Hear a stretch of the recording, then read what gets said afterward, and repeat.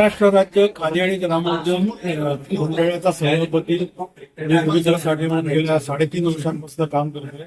आमच्या मंडळाचे मुख्य कार्यकारी अधिकारी IAS ऑफिसरचे लक्ष्मण राऊत, रवींद्र ठाकरे मुख्य कार्यकारी अधिकारी आज इथे पत्रकार परिषद मुख्यत्वे घेतली होती. ती 20 मे हा जागतिक मधमाशी दिन असतो आणि मधमाशीचं महत्व आपल्या सर्वांना माहिती आहे की कृषी उत्पादनात मधमाशी महत्वाचं काम करते.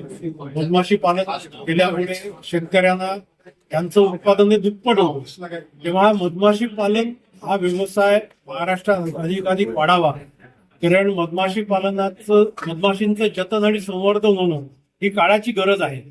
जर कृषी क्रांती आणखी योग्य पद्धतीत व्हायची असेल, महाराष्ट्रात कृषी उत्पादन वाढायचं असेल तर मधमाशीची एक मोठी भूमिका आहे.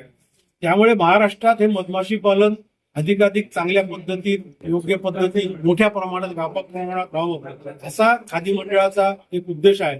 आणि म्हणून आम्ही मधमाशी पालनासाठी प्रशिक्षण घेतो, प्रबोधन कार्यक्रम घेतो, मध महोत्सवासारखे कार्यक्रम घेतो आणि मुख्यत्वे आमचे मधाचे गाव अशी एक संकल्पना आहे.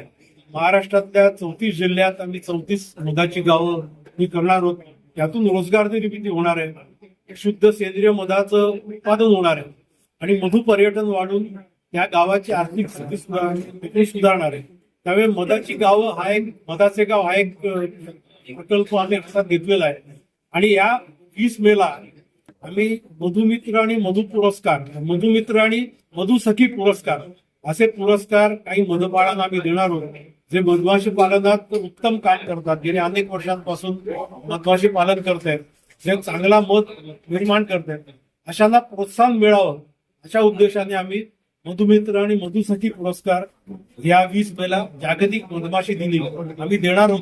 आणि तो कार्यक्रम संभाजीनगरला आणखीन एक दुसरा उद्देश आजच्या पत्रकार परिषदेचा आहे की जे आज जागतिक सगळ्या त्या युद्धामुळे, अमेरिका आणि इराण युद्धामुळे आशियाई देशात विशेषतः संकट निर्माण झालेलं आहे.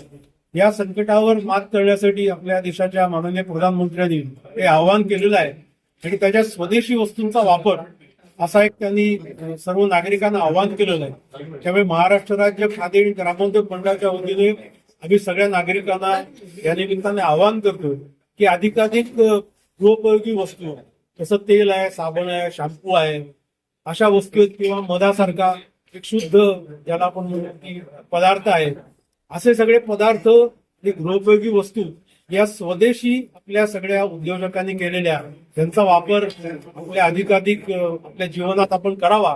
म्हणजे भारत आत्मनिर्भर होण्याच्या दृष्टीने एक छोटं पाऊल असेल आणि आपल्याच उत्पादनांना आपण एक प्रतिष्ठा मिळवून देऊ. त्यामुळे खादी मंडळाने या आजच्या दिवशी सर्वांना आवाहन करतो. सर, भेसळयुक्त मध एक मार्केटमध्ये आले, ते कसं ओळखायचं असतं? भेसळयुक्त मध ओळखायचं असेल तर त्याची एक सोपी कसोटी आहे.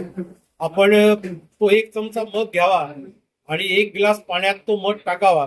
जर तो मध सरळ तळाशी गेला तर तो शुद्ध मध, त्याच्यात भेसळ असेल तो वाटेत तरंगत राहतो. एक अगदी सोपा उपाय. थँक्यू.